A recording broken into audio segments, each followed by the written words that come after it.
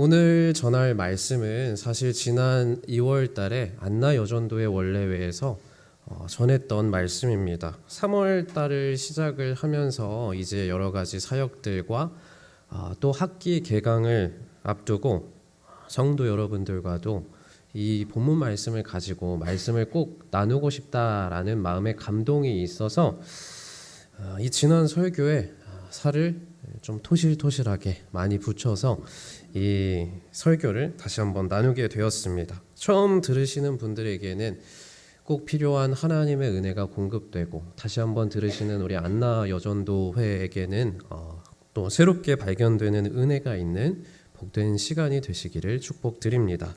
오늘 설교의 제목은 억울한 마르다들에게입니다. 설교 제목이 재밌죠?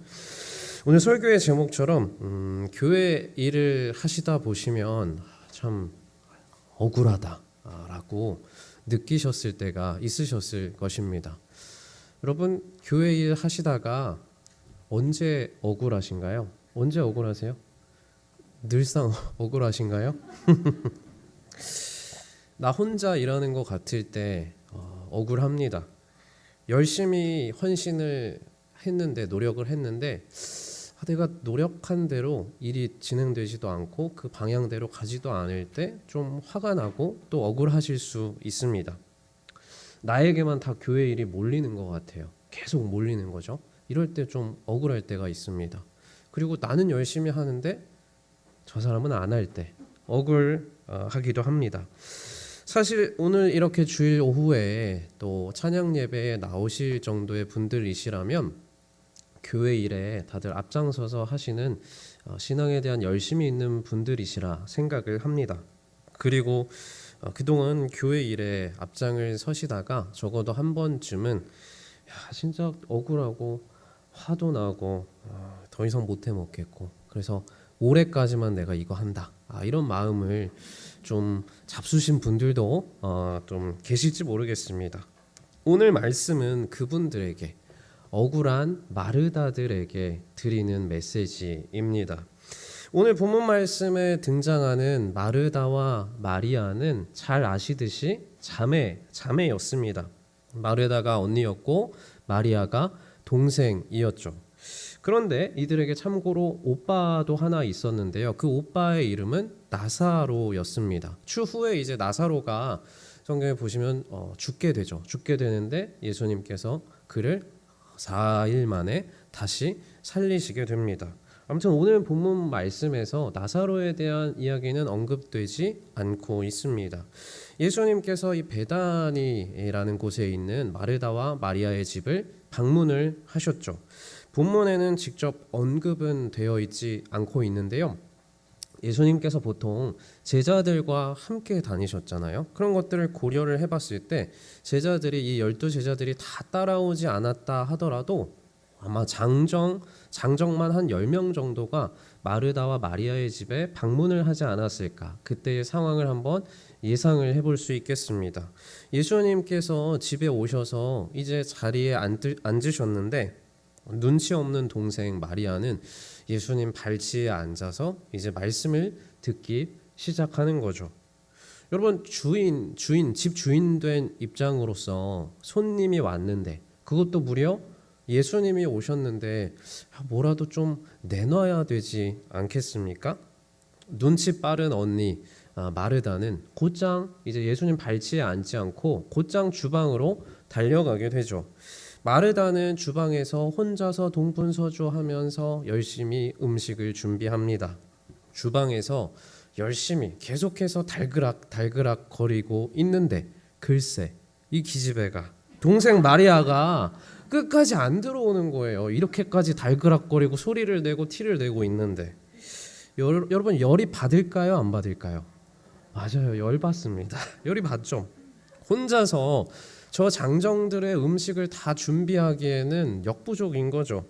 참다가 얼마나 부글부글 거리겠어요. 달그락 부글부글 했겠죠. 부글부글 거리는 속을 진정시키고 예수님께로 조심스럽게 이 언니 마르다가 나아가는 거예요. 예수님께 말하죠. 그리고 예수님, 동생 마리아에게 주방에 와서 저를 좀 도와달라고 말씀 좀 전해주세요 라고 이야기합니다. 그러자 예수님 뭐라고 하십니까? 마르다의 뜻대로 안 해주시죠. 마르다야, 네가 많은 일에 마음을 쓰면서 걱정을 하고 있구나. 그런데 마르다야, 실상 필요한 것은 한 가지란다. 동생 마리아는 좋은 편을 택하였으니 결코 빼앗기지 않을 것이다 라고 예수님이 그렇게 예상하지 못한 답변을 해버리시죠. 여러분, 아까도 말씀드렸듯이 주일 오후에 찬양 예배에 와서 앉아 계실 정도면 거의 다 마르다들이십니다. 다른 의미가 아니고요, 누구보다 교회 일에 앞장서서 하시는 열심히 있는 분들이시다라는 거죠. 야, 나라도 안 하면 이거 교회 일 누가 하냐라는 책임감을 가지고 열심히 임하시는 분들이시다라는 겁니다. 그래서 이 본문을 대할 때면 살짝 억울하고 화가 나실 수도 있습니다. 왜냐하면 우리는 예수님 발치에 앉아서 말씀을 듣고 있었던 그 동생 마리아보다 주방에서 열심히 달그락거리고 있었던 언니 마르다에게 감정이 더 이입이 되기 때문입니다. 그런데요, 여러분, 마르다가 없으면 교회를 누가 해야 될까요? 모두가 다 예배만 드리고 있으면 누가 주방에 내려와서 열심히 식당 봉사하고 음식을 차릴까요? 모두가 다 성경 공부만 하고 있으면 누가 추우나 더우나 밖에서 주차 봉사 하게 할 수 있을까요? 사실 이런 식으로 이분법적으로 접근을 하면 지금 둘 중 하나는 분명히 잘못된 것으로 보입니다. 그렇죠? 일하지 말라라고 말씀하시는 예수님이 잘못을 하셨든지, 아니면 열심히 일해서 밥 주는 교회가 잘못했든지, 둘 중에 하나는 분명히 잘못되어 보인다라는 것이죠. 하지만 아무리 생각을 해봐도 둘 중에 하나가 틀렸습니다라고 말하기가 참 어렵습니다. 정성껏 준비한 밥 주는 교회가 뭘 잘못했겠습니까? 또한 우리가 믿고 따르는 예수님이 잘못했으셨을 리도 없지 않겠습니까? 그럼 이제 뭐가 잘못된 걸까요? 말씀을 바라보는 시선, 접근 방식, 해석이 잘못되지 않았나 우리는 생각해 보게 됩니다. 우리는 보통 이 본문 말씀을 보면서 말씀을 열심히 들었던 마리아는 잘했고, 주방에서 열심히 달그락거리면서 음식을 준비했던 마르다는 잘못했다라고 판단해 왔습니다. 사실 그렇게 겉으로 드러나는 행위 위주로만 판단을 한다면 예수님께서 자신을 찾아온 이 마르다에게, 마르다야, 밥하지 않아도 돼, 괜찮아, 대신 너도 이리 와서 말씀을 들으렴, 이렇게 직접적으로 알아듣기 쉽게 말씀하시지 않았겠습니까? 하지만 예수님께서 뭐라고 말씀하셨죠? 마르다야, 지금 네가 너무 많은 일로 걱정하고 있어. 하나만 해도 괜찮아. 마리아처럼 좋은 편을 택하렴, 이렇게 말씀을 하셨습니다. 그럼 마리아처럼 좋은 편을 택하라 라는 말의 의미는 그럼 무엇일까요? 저희들이 오늘 설교 마치고 함께 부를 찬양이요, 찬송가 288장 예수를 나의 구주 삼고입니다. 이 찬송가 마지막 3절에 보시면 이런 가사가 있는데요, 앞부분만 제가 읽어드리겠습니다. 주 안의 기쁨 누림으로 마음의 풍랑이 잔잔하니 세상과 나는 간 곳 없고 구속한 주만 보이도다. 여러분, 마리아가 선택한 이 좋은 편은 구속한 주만 보이도다. 구속한 주를 놓치지 않는 것이었습니다. 그것이 마리아에게는 예수님 발치에 앉아서 말씀을 듣는 행위로 나타났을 뿐입니다. 반대로 언니 마르다가 놓치고 있었던 것도 똑같습니다. 사실은 똑같습니다. 뭘까요? 구속한 주만 보이도다. 이것을 언니 마르다가 놓치고 있었던 것입니다. 예수님은 사실 마리아가 예수님 너무 사랑해서 그 말씀 사모해서 예수님 발치에 앉아서 말씀을 듣고 있었던 행위나, 또 언니 마르다가 예수님을 너무 사랑해서 그 예수님 대접하고 싶은 마음으로 주방에서 열심히 요리를 하고 있었던 행위나 분명히 예수님의 시선에서는 둘 다 예쁘고 사랑스러웠을 것입니다. 여기서 만약에 마르다가 아니라 말씀을 듣고 있었던 마리아가 주방에서 일하는 언니가 신경 쓰여서 그 자리에 앉아 있으면서도 안절부절하고 있거나 반대로 이제 주방 가서 일하기가 너무 싫은 거예요. 싫어서 언니 눈을 피해서 그냥 예수님 곁에 앉아 있었던 것이라면 예수님은 마르다가 아니라 마리아에게, 말씀을 듣고 있었던 마리아에게도 똑같이 말씀하셨을 것입니다. 마리아야, 지금 너에게 필요한 것은 한 가지야. 좋은 편을 택하고 절대 빼앗기지 말아라. 분명히 말씀하셨을 것입니다. 여러분, 예수님이 좋아서 말씀을 듣고 또 예수님이 너무 좋아서 요리를 하다가도 나를 구속하신 주님, 나를 구속하신 그분을 놓치게 되면 내 모든 수고와 헌신과 봉사의 원인이 되시는 우리 예수님을 놓치게 되면 우리는 금세 어떻게 될까요? 딴 생각하게 됩니다. 본질을 향한 시선을 놓치게 되면 바깥으로 시선을 돌리게 된다라는 것입니다. 예수님 때문에 기뻐서 주방에서 요리를 하다가도 예수님을 그 마음 가운데, 마음의 중심에서 그분을 향한 시선을 놓치게 되니까 고개를 들어서 어떻게 됩니까?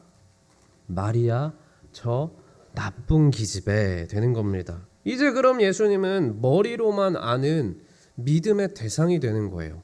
명분이 되는 거죠. 정작 그리고 예수님과 나는 예수님 때문에 일한다라고 하는데 예수님과 나는 하나가 되지 못합니다. 연합이 깨져버리는 것이죠.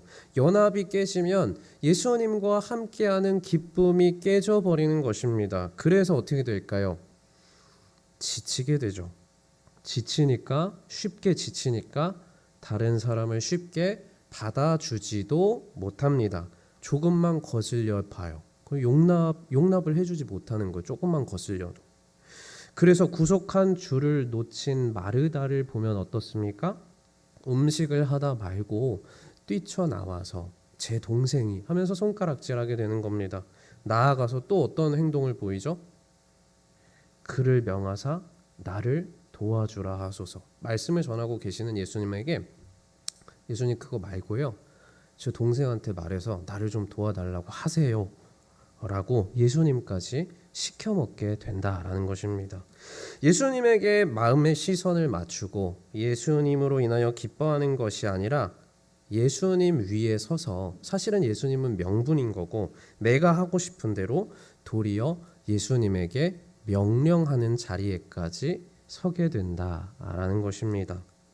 여러분, 마르다처럼 일을 하셔도 되고 마리아처럼 말씀을 들으셔도 됩니다.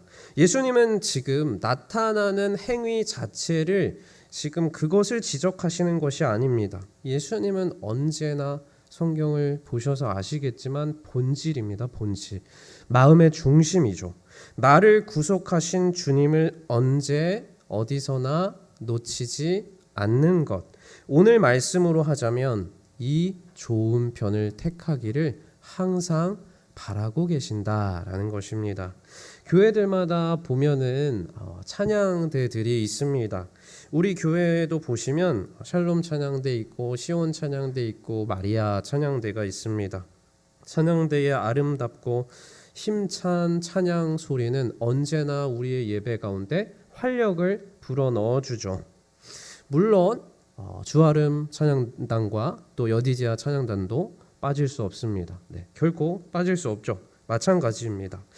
그런데 찬양대를 운영함에 있어서 중요한 것이 여러 가지가 있겠지만 저는 개인적으로 찬양대에서 중요한 가치 중에 하나가 조화라고 생각합니다. 찬양대에는 지휘자가 계시고 또 반주자가 계시고 또 목소리로 찬양하시는 찬양 대원들이 계십니다. 이 중에서 어떤 누구 한 분의 역량이 뛰어나다, 아주 특별하게 뛰어나다라고 해서 스스로를 뽐내고 스스로를 드러내기 시작한다면 사실 아름답고 조화로운 찬양의 소리가 나올 수 없을 것입니다. 왜냐하면 찬양대의 찬양은 자신의 소리만을 뽐내는 독창이 아니라 함께 어우러져서 아름다운 소리를 내는 합창이기 때문입니다. 그런데요, 교회 일도 마찬가지가 아닐까요?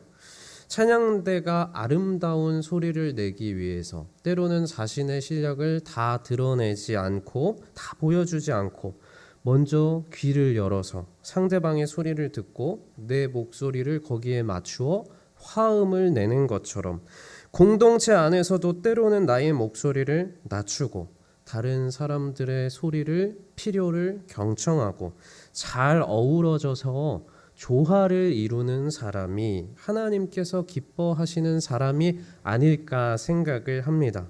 여기서 나의 목소리를 낮춘다라는 게 아이고 저 왼수 내가 그냥 포기하고 져주고 말지 이런 뜻이 절대 아닙니다. 나의 목소리를 낮춘다라는 것은 내 의견만 옳고 내가 받은 이게 분명히 하나님의 뜻인데 왜 모르지, 이것을 분명하게 하나님의 뜻이라고 단정짓고 끝까지 밀고 나아가 버리는 것이 아니라 진리를 거스르는 일이 아니라면 꼭 내 의견대로가 아니더라도 하나님께서 얼마든지 내가 생각하지 못했던 다른 모습으로도 일하실 수 있다라는 것을 믿기 때문에, 교회의 머리가 그리스도이심을 믿기 때문에 내 힘을 좀 빼고 내 목소리를 때로는 좀 낮춰보자라는 것입니다.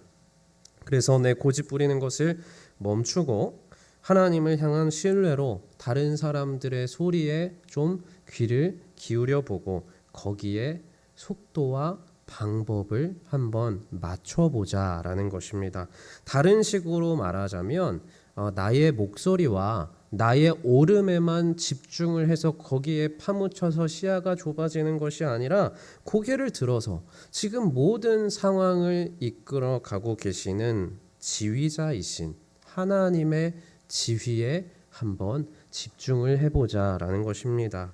때로 억울하고 답답하고 화가 나는 그러한 상황 중에서도 잠시 멈춰서서 나의 억울함을 내려놓고 나의 화남을 내려놓고 나를 구속하신 그분을 묵상하고 신뢰함으로 한번 걸어가 보자라는 것입니다. 그때 하나님께서 우리에게 이렇게 말씀하시지 않을까요? 얘야, 네가 참 좋은 편을 택했구나. 네가 결코 그 좋은 것을 빼앗기지 않을 것이다. 분명히 구속하신 주를 바라보려고 하면 하나님께서 그렇게 말씀하시는 때를 만나게 될 것입니다. 마지막으로 한 가지만 더 말씀을 드리고 또 말씀을 맺겠습니다. 제가 예전에 관계에 대한 강의를 우연히 듣게 된 적이 있었습니다.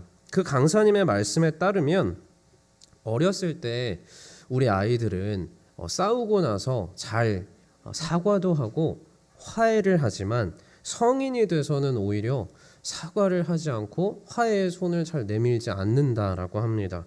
그 이유는 어렸을 때는 이제 먼저 사과하고 하면 옆에 계시던 선생님이 아이고 잘했어 이렇게 말씀하시기도 하고 부모님이 너무 잘했다고 또 사탕을 주시기도 하는데 칭찬해 주시는데, 나이가 들어서 먼저 사과를 하면 오히려 억울함과 초라함의 그 감정만 느끼게 된다라고 생각하고 있기 때문이라고 합니다. 하지만 사람은 누구나 사회적 동물이기 때문에 관계를 맺으면서 살아가야 하죠. 또한 관계를 이어가기 위해서는 때로 먼저 사과도 화해의 손길도 내밀 줄 알아야 합니다. 여기서 강사님이 인상 깊은 말씀을 하셨는데요. 이런 말씀을 하시더라고요. 여러분, 먼저 사과할 줄 알고 먼저 화해할 줄 아셔야 합니다. 누가 먼저 사과할 수 있을까요? 자존감이 높은 사람이 먼저 사과할 수 있습니다. 자기 자신을 더 사랑하는 사람이 오히려 자존심을 내려놓고 상대방에게 먼저 손을 내밀고 사과할 수 있습니다. 이런 말씀을 하셨습니다. 우리 예수님도 또 이런 말씀을 하셨죠. 제자들에게 먼저 용서하고 먼저 사랑하고 먼저 낮아져서 옆에 사람들을 섬기라 말씀하셨습니다. 우리가 그렇게 할 수 있는 이유는요, 예수님의 말씀대로 먼저 낮아지고 용서하고 섬길 수 있는 이유는요, 이 강사님이 말한 것처럼 내가 나 스스로를 충분히 사랑하기 때문에 내 자존감이 높아서가 아닙니다. 우리 그리스도인들은 스스로 자존감을 세워가는 사람들이 아니라 우리가 믿는 예수 그리스도 위에 자존감을 세워가는 사람들이죠. 다른 말로 하자면 예수 그리스도라는 반석 위에 우리의 인생이라는 집을 지어가는 사람들입니다. 그래서 오늘 말씀과 같이 구속한 주를, 그분의 말씀을, 순종을 택함으로 이 좋은 편을 택하는 사람들인 것이죠. 상황을 뛰어넘어서 구속한 주를 놓치지 않고 그분의 말씀대로 상황에 휘둘려서 상황에 휩쓸려서 거기에 화가 나고 거기에 억울해만 하는 사람들이 아니라 구속한 주를, 이 좋은 편을 택해서 그 편을 결코 놓치지 않으리라 다짐하고 그분의 말씀을 따라가는 사람들이다라는 것이죠. 우리의 자존감이, 우리가 인생을 살아갈 힘이 스스로 내가 혼자 책상에 앉아서 먹는 굳은 다짐이 아니라, 그런 마음가짐에서 나오는 것이 아니라 우리를 구속하신 그분 예수 그리스도에게서 나온다라는 것입니다. 그러니 언제 어디서나 구속한 주님을, 나를 구속하신 주님을, 오늘 말씀으로 하자면 이 좋은 편을 언제 어디서나 결코 놓치지 말자라는 것이죠. 요즘 신앙생활 하시면서, 교회 일 하시면서 기쁨보다 슬픔이 더 많아지시고 충만함보다 고갈되는 것이 더 많아지시고 다른 일을 용납해 주는 것들보다 판단하는 것, 손가락질을 하는 일이 더 많아지셨다면, 그래서 이 오늘 말씀에서 나오는 억울한 마르다들이 되셨다면 나를 구속하신 주를, 이 좋은 편을 다시 붙잡으시기 바랍니다. 나를 구속하신 주님보다 앞서지 마시고 나를 구속하신 주님을, 구속하신 건 주님이신데요, 우리가 자꾸 주님을 내 뜻대로 구속하려고 합니다. 그렇게 하지 마시기 바랍니다. 다른 사람이 바뀌어야 되고 교회 제도가 바뀌어야 되고 내 상황이 역전되어야 되고, 이런 것들 이제 다 아시잖아요. 이것들 사실 다 격가지들입니다. 지나보셔서 아시겠지만 내가 원하는 100% 원하는 상황은 사실 오지도 않을 것이고, 설령 그렇게 된다라고 하더라도, 그 모든 내가 바라던 것들이 다 채워진다 하더라도 내 마음은 내가 기대한 만큼 충분히 만족을 느끼지도 못할 것입니다.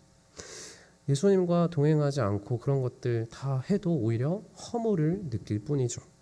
그 격가지들 때문에 시험에 들 수 있습니다. 그 격가지들 때문에 우리가 넘어질 수 있죠. 그러나 그 격가지들 때문에 넘어져서 우리의 인생을 낭비하고만 있을 수는 없다라는 것입니다. 허락하신 그 자리에서 할 수 있는 데까지 최선을 다해 보시고 하나님이 가게 하시는 데까지 가보시길 바랍니다. 중요한 것은 지금 내가 구속하신 주님을 잘 붙잡고 있나, 나의 속도보다 지금 나의 방향이 잘못된 것은 아닌가, 이것을 계속해서 돌아보시고 인생의 지휘자 되신, 교회의 지휘자 되신 하나님의 손짓에 맞추어서 허락하신 우리 공동체와 조화를 잘 이루고 있나, 그것을 살피시길 바랍니다. 구속한 주를 놓치지 않는다라는 것은 결국에 내가 교회를 엄청 특출나게 잘하고 엄청 열심히 잘해서 엄청난 성과를 내서 내가 드러나고 내가 영광받는 길이 아니라 머리가 되시는 그리스도의 몸, 구속한 주를 놓치지 않으려면 그리스도를 붙잡아야 되는데 머리가 되시는 그리스도의 그 몸인 교회를, 즉 몸을 이루고 있는 구성원들을 돌아보고 살피고 그들과 속도와 소리를 맞추어서 아름다운 화음을 내는 것이기 때문입니다. 일은 하나님이 하시는 거죠, 사실. 여러분, 일상에서도 힘들고 지치고 억울하시고 주저앉고 싶으실 때 하던 일을 잠시 멈추시고 자꾸 꼬이는 거예요. 자꾸 비슷한 상황이 비슷한 맥락에서 또 계속돼요. 그러할 때 그렇게 내가 밀고 나가는 것을 잠시 멈추시고 하나님 말씀하시는 게 있나? 말씀에 좀 나를 구속하신 주님께로 눈을 감고 그 자리에 멈춰서서 묵상하시고 기도해 보시기 바랍니다. 그분을 묵상하시고 그분에게 잠시 머물러 보시기 바랍니다. 그리스도의 영에 붙잡혀서 하나님 저 바라는 거 없습니다. 성령 충만한 사람으로 살게 해 주십시오. 그렇게 기도하시기 바랍니다. 그러할 때에 내가 집착하던 문제를 내려놓고 하나님께 구속하신 주님께 우리의 시선을 고정할 때에 우리의 영은 살아나고 우리의 삶이 회복되며 교회가 살아나고 우리의 앞길은 가장 복된 길로 인도받게 될 것입니다. 오늘 말씀을 기억하시며 가장 좋은 편을 택하셔서 가장 복된 인생을 살아가시는 우리 모두의 앞길과 우리 보광중앙교회의 앞길이 되기를 간절히 축복드립니다.